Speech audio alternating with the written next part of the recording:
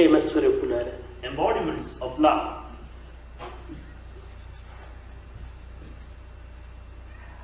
మాయ యొక్క స్వరూపం ఏమిటి?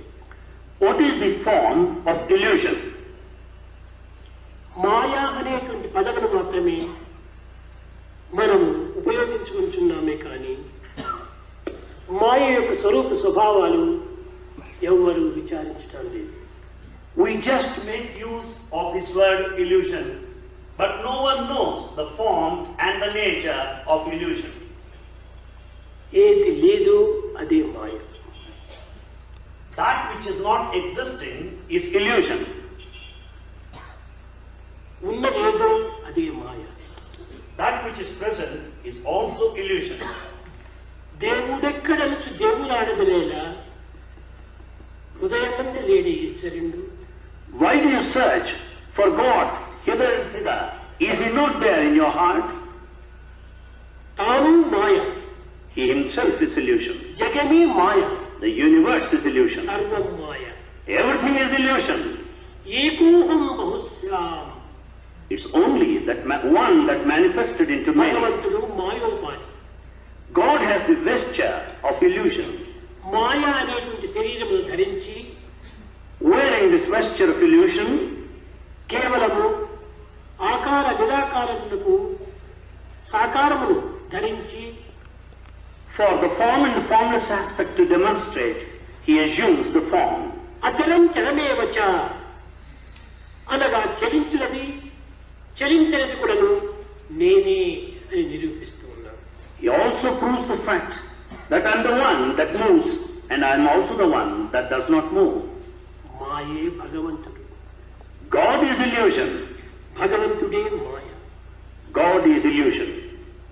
అనగా Meaning, భ్రమగొలిపేటువంటిదే Maya. that which deludes is illusion. భ్రమింప చేయునదే Maya. That which deludes is illusion. భ్రమనే మాయ.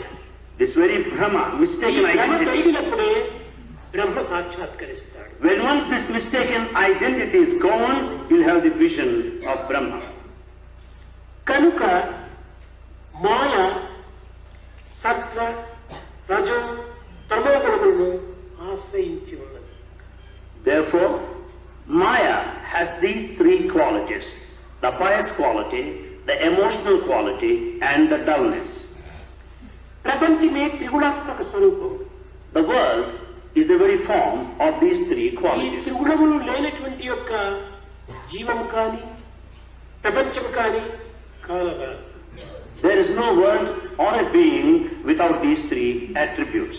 కనుక ఏనాడు ఈ మానవుడు త్రిగుణముల నుంచి దూరం కాగలడు, ఆనాడే మాయకు దూరం కాగలడు.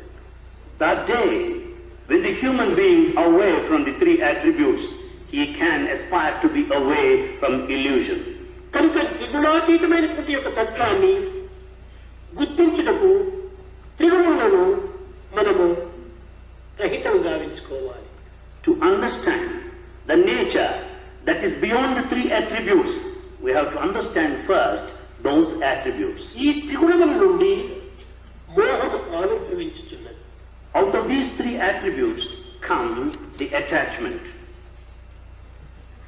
ఈ మోహములకు మూల కారణము మూలాధారము The basis for this attachment, ధనేషణ ధారేషణ పుత్రేషణ.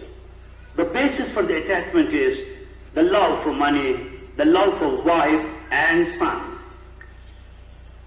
ఈ ఈశ్వరాత్రయములే మోహమును మరింత పెంచుతున్నది.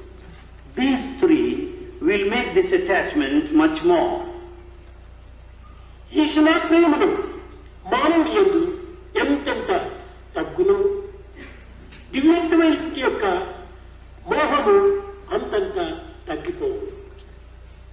The moment the attachment to the wife, the money and the son is reduced, that attachment also will be reduced in total by and large. అన్నమయ ప్రాణమయ మనోమయ విజ్ఞానమయ ఆనందమయ కోశంతో కూడినటువంటి ఈ మానవుడు The man with all the five sheaths, the sheath of food, the sheath of life, the sheath of the mind, the sheath of wisdom and the sheath of bliss. ఈ విజ్ఞానం అనేటువంటి కోశమును చక్కగా విచారించి పరిశీలించి పరిశోధించి నిజమైనటువంటి ఆనందములకు పాటుపడేటువంటి ఒక శక్తి ఒక్క మానవునికి మాత్రమే ఉన్నది. It's only the man who can investigate, who can experiment, who can recognize, understand the nature of the sheath of wisdom so as to reach the state of bliss. అయితే ఈనాటి మానవుడు అన్నమయ ప్రాణమయ